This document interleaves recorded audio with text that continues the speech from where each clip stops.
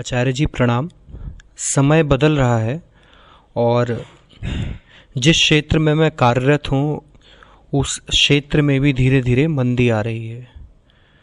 मैं इस मंदी से आंतरिक रूप से बहुत ज़्यादा प्रभावित हुआ हूँ और कारणवश मैं आर्थिक रूप से भी अब बिल्कुल खाली हो गया हूँ और इस प्रक्रिया में मैंने खुद पर बहुत कर्जा भी उठा लिया है। आचार्य जी, आपसे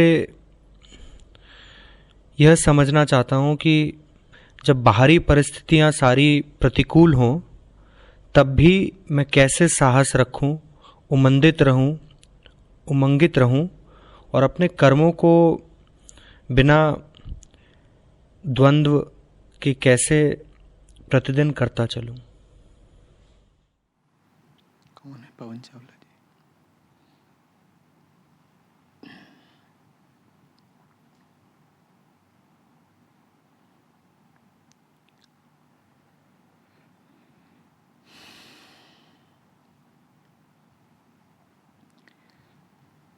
बाहर मंदी आ रही है, कर्जा ले लिया है, उसकी वजह से तनाव होता है। इन बाहरी परिस्थितियों में भी उल्लास कैसे बचा रहे, आनंदित कैसे रहें।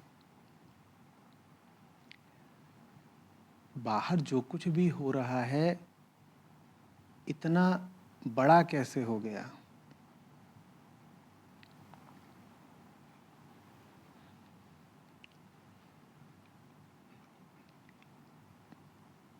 एक मूल बात, सिद्धांत समझिएगा मेरे साथ साथ। बाहर जो कुछ भी है वो किसी बाहरी चीज पर ही प्रभाव डाल सकता है ना।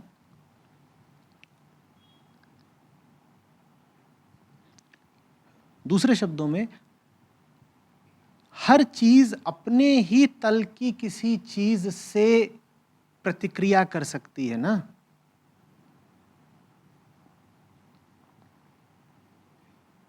जो जहां का है वो वहीं के अन्य पदार्थों, अन्य इकाइयों पर अपना प्रभाव छोड़ सकता है ना। बोलो, है ना।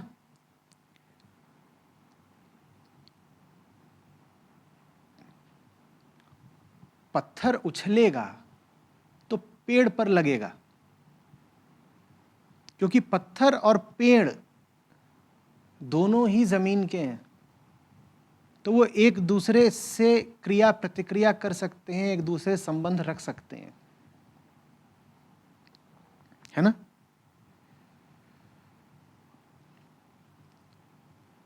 अब बाहरी और आंतरिक में अंतर समझिएगा। आप जिसको आंतरिक बोलते हैं, अगर वो बाहरी परिस्थितियों से प्रभावित हो जाता है तो या तो आंतरिक बाहरी है या बाहरी आंतरिक है, पर एक बात पक्की है कि दोनों एक हैं। क्योंकि बाहर की चीज बाहर की ही चीज पर प्रभाव डाल सकती है और अंदर की चीज का संबंध अंदरूनी चीजों से ही हो सकता है। आप कहें घटना बाहर घटी है, हिल गया कुछ भीतर भीतर, तो इसका मतलब है कि जो भीतर भीतर लग रहा है वो भी है।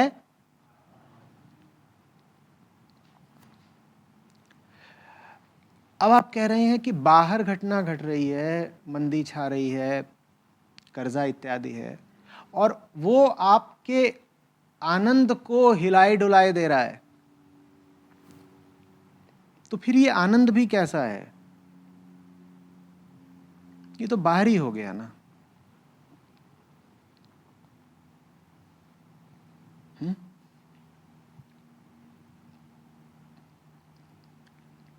आनंद तो आत्मा है। कैसे जिएंगे आप आत्मा को बाहरी बनाकर? जैसे कोई आदमी अपना दिल अपने हाथ में लेके चलता हो बाहर बाहर, हो सकता है वो तो फिर भी जी जाए, कोई व्यक्ति अपना हृदय हाथ में लेके चल रहा है, वो तो हो सकता है फिर भी जी जाए कुछ दिन, कुछ हफ्ते, कुछ महीने, पर किसी की आत्मा ही अगर बाहरी हो गई, वो जिएगा कैसे? फिर तो वही है, जैसे खाल लुहार की सांस लेत बिनु प्राण। सांस चलेगी, प्राण नहीं होंगे। देखने में लगेगा कि जिंदा हैं, पर जिंदा होंगे नहीं। आत्मा ही बाहरी कर दी, अब जीवन कैसा? खेद की बात यह है कि हम में से ज्यादातर लोगों की आत्मा बाहरी ही होती है। या तो कह दो कि आत्मा बाहरी होती है, या ये कह दो कि आत्मा होती ही नहीं, हम आत्मा से बहुत दूर निकल आए।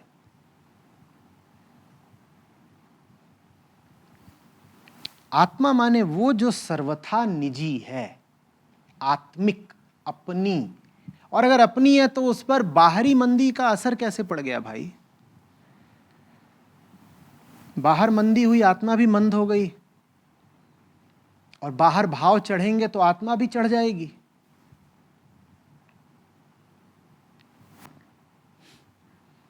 गलती सारी यहां हो रही है।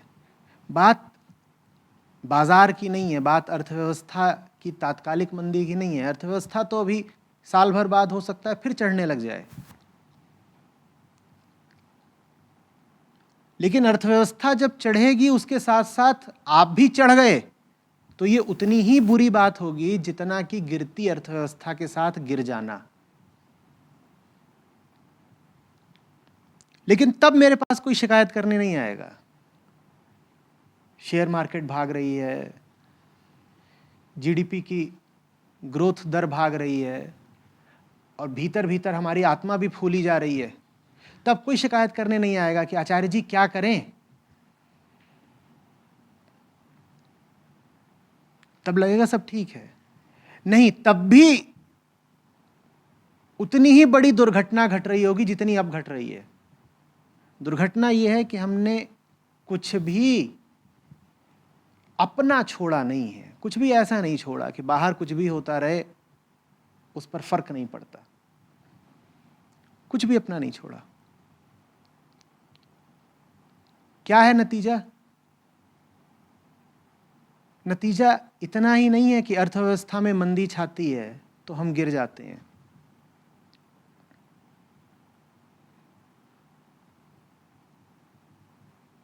नतीजा यह है कि 24 घंटे हमारे जीवन में जो कुछ भी बाहर हो रहा होता है उसको हम आंतरिक बना लेते हैं। उसका आप कोई उल्लेख नहीं कर रहे हैं चावला जी, लेकिन जिस मन पर अर्थव्यवस्था की मंदी की मार पड़ रही होगी, उस मन पर घरेलू चीज़ों की भी मार पड़ती है। उस मन पर बाजार में किसी ने फप्ती कस दी, उसकी भी मार पड़ती है। उस मन पर किसी के द्वारा मिल रही प्रशंसा की भी चोट पड़ती है। वो मन पूरी तरह बाहरी है ना, तभी तो उसे आत्मा नहीं कह सकते। आप उन चीज़ों की बात नहीं कर रहे हैं क्योंकि वो चीज़ें आपको लगता है कि स्वीकार्य हैं। उन चीज़ों से हम समझौता कर लेते हैं।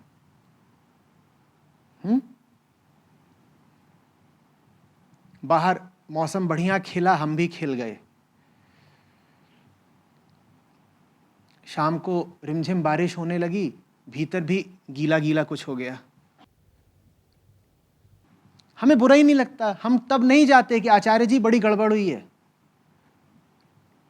बारिश बाहर हो रही थी, गीले हम कमरे के अंदर हो गए, तब हम पूछने ही नहीं जाते कि कुछ गड़बड़ हुई है। बहुत गड़बड़ हुई है। ये बारिश ने जो कर डाला वही काम अब अर्थव्यवस्था करेगी आपके साथ। ऊपर से बारिश गिरी, आप भीतर से गीले हो गए ना, वैसे ही ऊपर से अर्थव्यवस्था नीचे को गिरी, ग्राफ ऐसे नीचे आया। और वैसे जैसे जैसे ग्राफ नीचे आ रहा है वैसे वैसे आपका दिल भी डूब रहा है। जो ही व्यक्ति लगातार दुनिया के ही भरोसे रहेगा, दुनिया से ही संबंधित रहेगा, उसको यही सजा मिलेगी और यही सुख मिलेगा। सुख भी मिलेगा, बराबर का मिलेगा, क्योंकि दुनिया में सजा ही सजा नहीं है। सिर्फ सजा ही सजा होती तो सब मुक्त हो गए होते। सजा कौन झेलना चाहता है? माया इतनी बेवकूफ नहीं है कि आपको लगातार सजा ही देती रहे, फिर आप फंसेंगे ही नहीं। वो बीच बीच में चटखारे देती है, सुख देती है, और एक बार सुख मिल गया तो अगले 3 साल के लिए उम्मीद बंध जाती है। अब वो 3 साल तक आपको सजा भी देती रहेगी, आप झेल जाओगे। आप कहोगे वो सितंबर 2016 में सुख मिला था, आएगा, फिर आएगा। न रहो न निराश करो मन को, बेटा तुम डटे रहो। और जब डूबने लगो तो 2-4 मोटिवेशन वीडियो देख लो।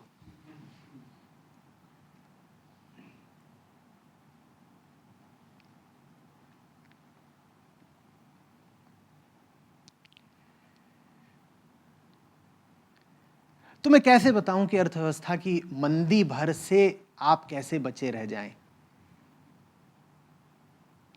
या तो आप पूरी मांग करें। पूरी मांग यह है कि बाहर कुछ भी घट रहा हो, चाहे अर्थव्यवस्था में, चाहे गृह व्यवस्था में, चाहे राजनीति में, चाहे खेलों में,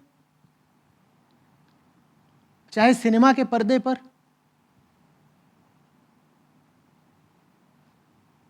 कहीं कुछ भी हो रहा हो, हमारे भीतर कोई प्रभाव पड़े नहीं। अगर आप ये मांग करें तो मैं कुछ सुझाव दे सकता हूं। पर अगर आप कहें कि नहीं, बाकी सब चीजों में जो चल रहा है वैसा ही चलता रहे,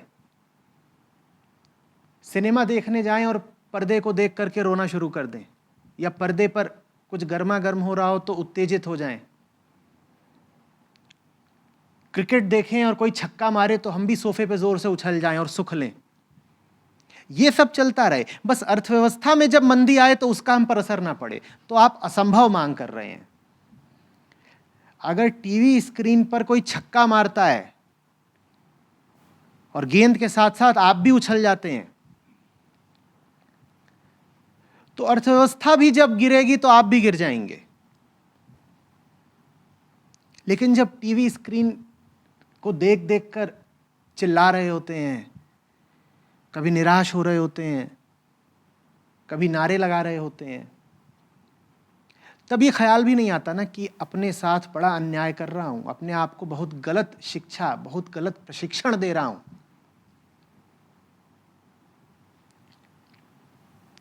अगर टीवी के पर्दे पर जो चल रहा है उसको मैंने इतनी हैसियत दे दी कि वो मुझे अंदर तक छू जाए, झकझोर दे, उत्तेजित या निराश कर दे, तो फिर संसार के पर्दे पर जो चलेगा उससे कैसे बच जाऊंगा? जब सिनेमा के पर्दे से अछूते नहीं रह सकते तो संसार के पर्दे से अछूते कैसे रह जाओगे भाई? पर हमें तो सिनेमाबाज लोग ही हिला जाते हैं।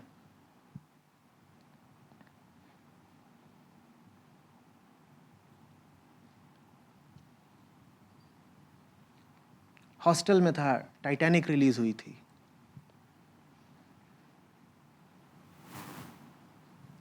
लड़के सब गए देखने। तब इंटरनेट का इतना नहीं था, कुछ तो था कि टाइटैनिक बहुत अच्छी पिक्चर है, कुछ उसकी हीरोइन के बारे में काफ़ी सुना था। अब हॉस्टल की बात बताया गया था, 1-2 मसालेदार सीन भी हैं, चलो चलो चलते हैं। अब टाइटैनिक डूब रहा है, बुरा तो हम लोगों को भी लग रहा है, लेकिन इधर कुछ बैठी हुई हैं लड़कियां और कुछ इधर बैठी हुई हैं। अब ये मत कह दीजिएगा कि फिर मिसोजिनी शुरू कर दी, ऐसा था तो बता रहा हूँ। वो लगी रोने, पहले थोड़ा रोई फिर जोर से रोई। ये जो बैठे हुए हैं 5-6 हम लोग, ये बिल्कुल मुस्टंडे, जैसे कॉलेजी लड़के होते हैं, लेकिन वो इतनी जोर से रोए, इधर वाली लड़कियां और इधर वाली लड़कियां, कि बीच वाले भी सब गीले हो गए, आंसू आ गए बिल्कुल आंख में।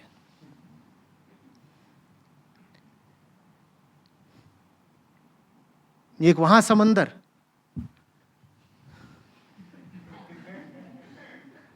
जिसके अंदर लियोनार्डो और ऊपर केट विंसलेट,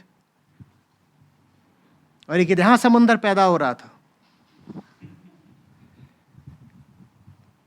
और इस बात में हमें कोई ऐब ही नहीं दिखाई दिया, कोई ऐतराज ही नहीं हुआ, बल्कि अच्छा सा लग रहा था, मीठा मीठा सा लग रहा था। सामूहिक रुदन चल रहा है ना, ऐसा लगा था हम एक हो गए। एक होने का और तो कोई तरीका तब मिलता नहीं था। आईआईटी का हॉस्टल, तो यही तरीका था एक होने का। इधर ये रो रही हैं, इधर हम रो रहे हैं, उधर वाली भी रो रही हैं, सब एक हो गए।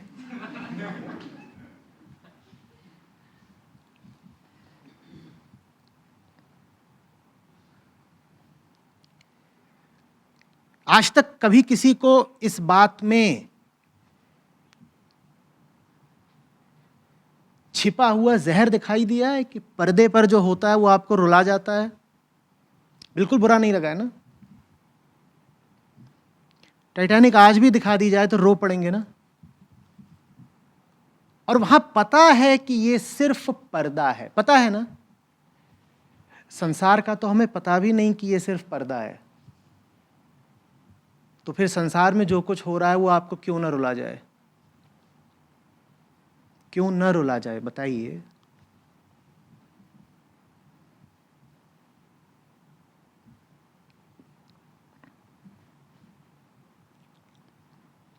इकोनॉमिक साइकिल्स होते हैं, बहुत आधारभूत बात है। फ्री मार्केट इकोनॉमी बिना साइकिल्स के चल नहीं सकती। थोड़ा सा अगर आप अर्थव्यवस्था का अध्ययन करेंगे तो तुरंत ये बात सामने आ जाएगी। चक्रीय होती है, साइक्लिक। अब उसमें क्या परेशान होना कि 5 साल तक या 7 साल तक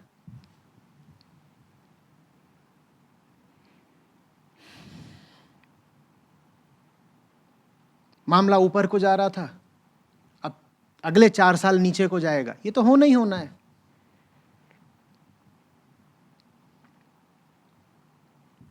फ्री मार्केट इकोनॉमी का ये एक स्ट्रक्चरल फीचर कहलाता है, इट इज साइक्लिकल।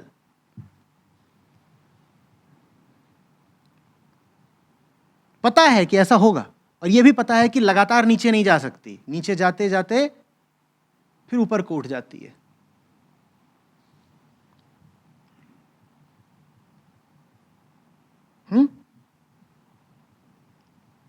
लेकिन फिर भी उसको लेके परेशानी,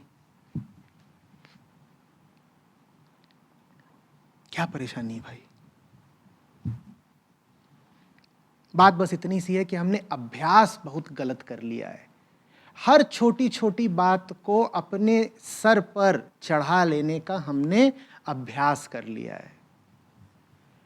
बाहर कोई भी घटना घट रही हो, उसको बहुत तवज्जो, बहुत महत्व देने का हमने अभ्यास कर लिया है। और उससे लाभ क्या होता है? लाभ ये होता है, कई लाभ हैं, जिसमें से प्रमुख लाभ ये होता है कि आपको लगता है कि आप भी समूह के हिस्से हैं।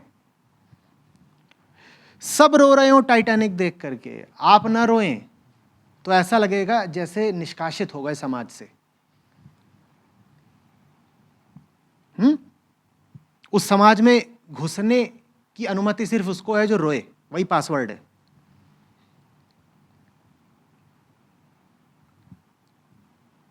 मैच चल रहा है, सब उछल रहे हैं जोर जोर से, आप शांत बैठे हैं, आपको कमरे से निकाल दिया जाएगा। और अगर वर्ल्ड कप का मैच है तो मार भी देगा कोई, कहेगा देशद्रोही है। पाकिस्तान के खिलाफ हो फिर तो पूछो ही मत। ये जुर्रत भी मत कर लेना कि छक्का पड़ा और तुमने नारे नहीं लगाए, अनिवार्य है। हमने अभ्यास खूब कर लिया है। जो कुछ भी कहीं चल रहा हो उसको अपनी अंतर्दशा बना लें। आत्मा को तो हमने कुचल ही डाला, कुचला उसे जा नहीं सकता, पर अपनी ओर से हमने उसको नष्ट ही कर दिया, कुछ भी आत्मिक रहने नहीं दिया। आत्मिक माने समझ रहे हो ना, वो जिसे छुआ नहीं जा सकता, वो जिस पर किसी का कोई प्रभाव नहीं पड़ सकता। वैसा हमने अपनी जिंदगी में कुछ छोड़ा है? बताइए। बहिर्दशा अंतर्दशा कब बन जाती है हमें पता ही नहीं चलता, और हम इस प्रक्रिया को रोकना भी नहीं चाहते।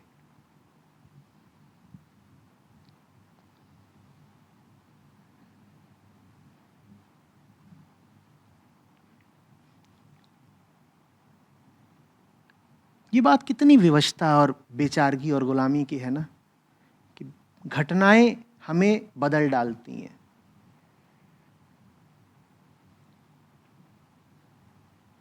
बिल्कुल झंझोड़ देती हैं, और हमें ये कहते हुए, ऐसा होने देते हुए लज्जा भी नहीं आती। बल्कि यदि हमारी हालत खराब हो तो हम इस बात को अपनी रक्षा में अपनी दलील की तरह प्रस्तुत करते हैं कि मैं क्या करूं, घटनाएं ही कुछ ऐसी घटी। कोई पूछे कि आपने गलत किया, आपको इतना गुस्सा नहीं करना चाहिए था, तो तुरंत हमारी दलील क्या होती है? मैं क्या करूं, उसने बात ही कुछ ऐसी कही थी। हम समझ भी नहीं रहे हैं कि हमने कितनी खतरनाक दलील दे दी। हम कह रहे हैं कि हमारा कोई नियंत्रण नहीं है अपने ऊपर, हमारी कोई मालकियत नहीं है अपने ऊपर। उसने बात ही कुछ ऐसी कर दी कि मुझे गुस्सा करना ही पड़ा। ये आपकी शान की बात है या ये आपकी मजबूरी की बात है? सोच के बताइए। आप कहें कि उसने बात ही कुछ ऐसी कर दी कि मुझे गुस्सा करना ही पड़ा, इस बात में बहुत शान है या बड़ी विवशता? पर हम विवशता मानते ही नहीं, हम इसमें शान मानते हैं।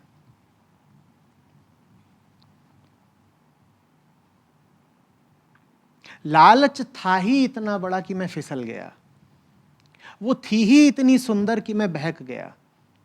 ये सब कहते हुए हमको जरा भी लाज नहीं आती।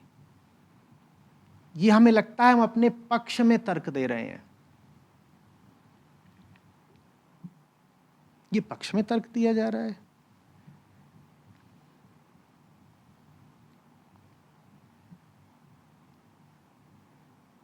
बात अभ्यास की है। तो मत पूछिए कि अर्थव्यवस्था प्रभावित करे तो क्या करें। दिन रात सही अभ्यास करिए। सही अभ्यास करेंगे अप्रभावित रहने का, तो जब अर्थव्यवस्था गिरेगी तब भी अप्रभावित रहेंगे, और जब उठेगी तब भी। लेकिन अगर अर्थव्यवस्था उठी और आप अप्रभावित रह गए तो उठने के मजे से चूकेंगे। उस मजे का हमें बहुत मोह है, नहीं है? फिर ठीक। 2 साल से आपके संपर्क में हूँ, 6-7 महीने से ऐसे बैठा है, लेकिन आपका आशीर्वाद है कि शांत है अंदर और चल रहा है। जो सुख के रस की उपेक्षा करना सीख ले,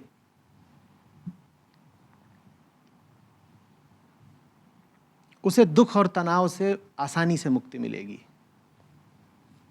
और जो ये मांग करे कि सुख का रस तो मिलता रहे, बस दुख न मिले, वो कुछ ऐसा मांग रहा है जो मिलने वाला नहीं।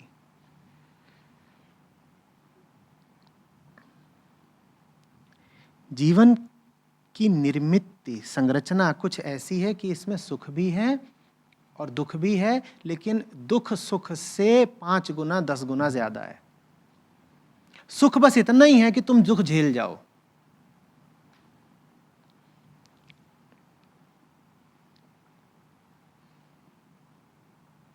हमने जग की अजब तस्वीर देखी, एक हंसता है 10 रोते हैं। हमने गिन गिन हर तकदीर देखी, एक हंसता है 10 रोते हैं। यही अनुपात है 1 और 10 का।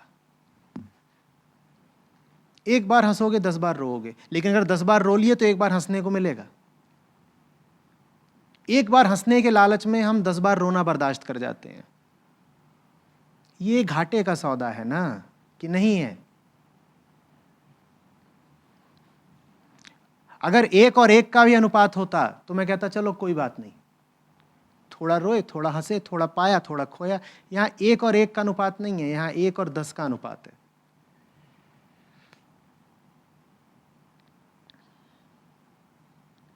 माया किसी कॉरपोरेट कंपनी के मालिक की तरह है। अगर आपको 1 लाख तनख्वाह दे रही है तो समझ लीजिए कि 20 लाख का काम करा रही है। 1 और 20 का अनुपात होगा, मिलेगा आपको 1 और खटेंगे आप 20 बराबर। ये सौदा जिनको मंजूर हो वो गुलामी करते रहें।